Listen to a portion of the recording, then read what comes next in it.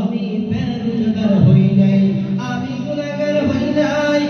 একমাত্র আমি গুনাহগার হওয়ার কারণ আমার মা এবং বাবা, আমার মা আমাকে নামাজওয়ালা বানাই নাই।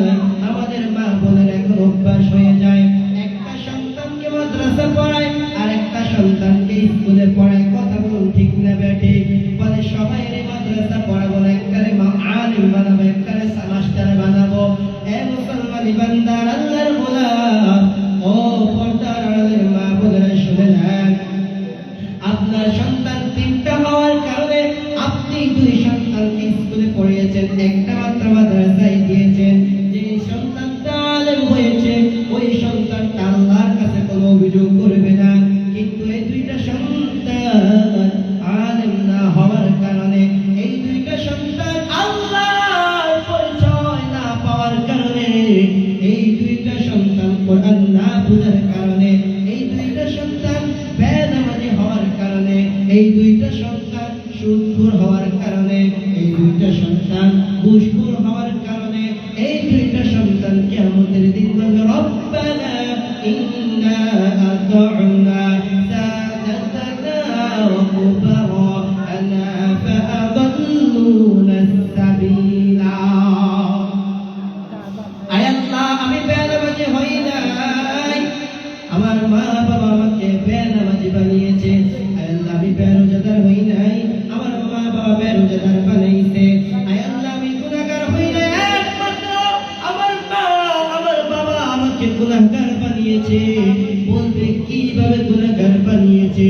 সন্তান বলবে আল্লাহ, আমার মা আমার ছোট ভাইকে আলেম বানিয়েছে, আমার ছোট ভাইকে হাফেজ কোরআন বানিয়েছে, আমার ছোট ভাইকে কোরআন শিখানেওয়ালা বানিয়েছে, আমার ভাইকে বানানোর কারণে আমাদেরকে স্কুলে পড়িয়েছে, আমাদেরকে কোরআনে ইলম শিক্ষা দেয় নাই। যতটুকু ইলম অর্জন করা ফরজ ততটুকু ইলম আমাদেরকে শিখায় নাই। এই জন্য আমি মা বাবার কারণে গুনাহগার হয়েছি। আল্লাহ গো, আমাকে জাহান্নামে দেওয়ার আগে আমার মা বাবাকে জাহান্নামে দেন, তারপর আমাকে জাহান্নামে দেন। নাউযুবিল্লাহ। এই সন্তানের জন্য এত কষ্ট করলেন, যেই সন্তানের জন্য আরামকে আরাম বলে না, হারামকে হারাম বলে না। ছোট থেকে সন্তানকে লালন পালন করে, সন্তান যখন শীতের মাঝে প্রস্রাব করে দেয়, সন্তানকে বাম পাশে প্রস্রাব করলে ডান পাশে ঘুম পাড়ায়, ডান পাশে প্রস্রাব করলে বাম পাশে ঘুম পাড়ায়। এত কষ্ট করে সন্তান লালন পালন করলে ওই সন্তান যদি কিয়ামতের দিন মাওলার দরবারে অভিযোগ দেয়, কোনো বাঁচার উপায় আসেনি।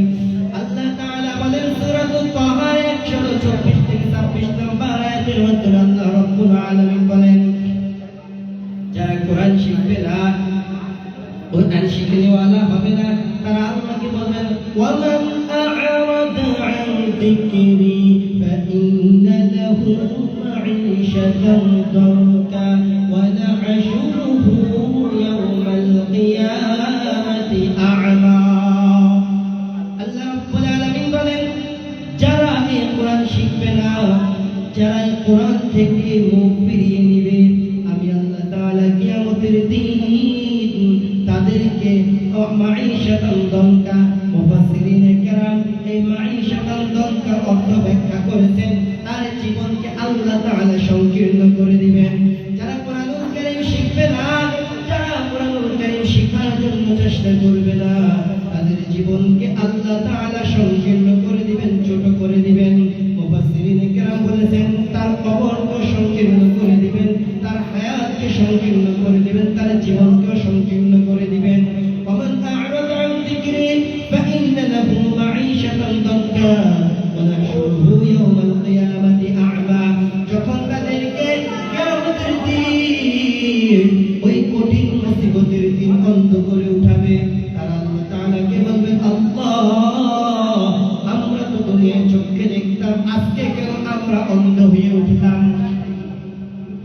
তারা আল্লাহকে প্রশ্ন করছে, আল্লাহ, আমরা তো দুনিয়ায় চক্ষু দেখতাম, এখন আজকে কেন আমরা অন্ধ হয়ে উঠলাম? আল্লাহ তাআলা قال كذلك أتتك آياتنا فنسيتها وكذلك اليوم تنسى। আমার আল্লাহ যখন নাকি কোরআনের কথা কোরআনের কথা তোমাদের সামনে বলা হতো, তোমরা যেমন কোরআন থেকে মুখ ফিরিয়ে নিলা, কোরআন শিখলা না, সন্তানকে কোরআন শিখে তো আলা বানাইলা না, তুমি নিজে তো মাদ্রাসা পড়লা না, সন্তানকে মাদ্রাসা পড়াইলা না, সন্তানকে মাদ্রাসা না পড়িয়ে যখন সন্তানকে অন্য কোথাও পড়িয়েছ, কোরআন থেকে মুখ ফিরিয়ে নিয়েছ, এই মুখ ফিরানোর কারণে আজকে আমি আল্লাহ তোমাদেরকে কিয়ামতের দিন অন্ধ করে উঠালাম। নাউজুবিল্লাহ। তাহলে সন্তানকে কোরআন শিখতে আলা বানাতে হবে।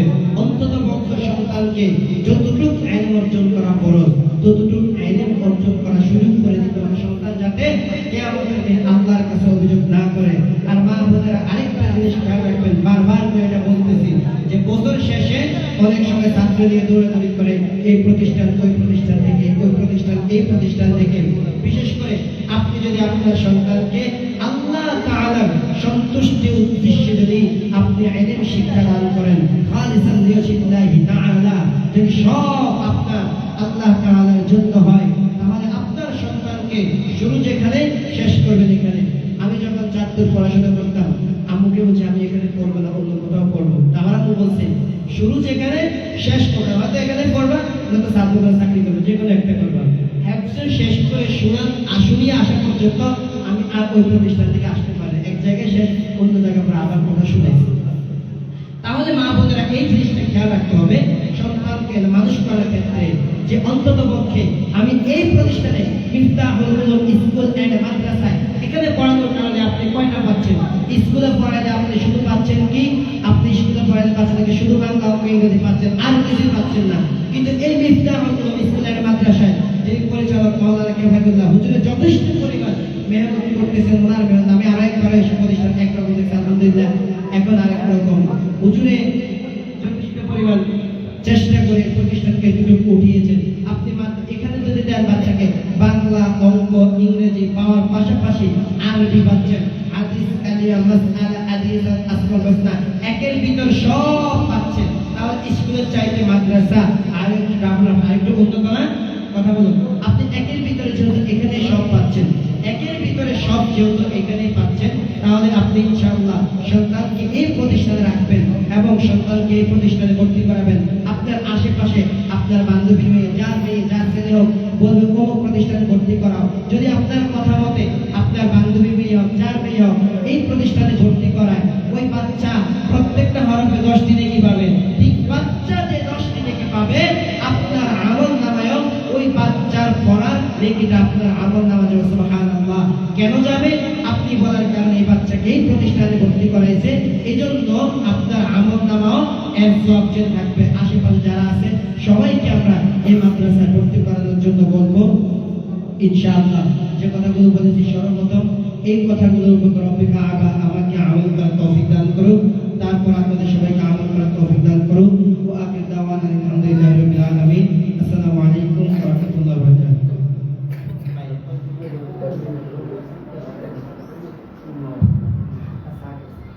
মাশাআল্লাহ, অসংখ্য ধন্যবাদ হাফেজ মাওলানা ওমর ফারুক সাহেবকে আমাদের মাঝে এত সুন্দর গুরুত্বপূর্ণ আলোচনা করার জন্য। প্রিয় উপস্থিতি, এখনই আমাদের মাগরিবের হয়ে যাবে। আলহামদুলিল্লাহ আমাদের দাওয়াতি মেহমানগণ একে একে সবাই উপস্থিত হচ্ছেন। তারা মাগরিবের নামাজের পর ধারাবাহিকভাবে আলোচনা রাখবেন। ইনশাআল্লাহ আমরা সকলে ওযু করে মাগরিবের নামাজের প্রস্তুতি গ্রহণ করি।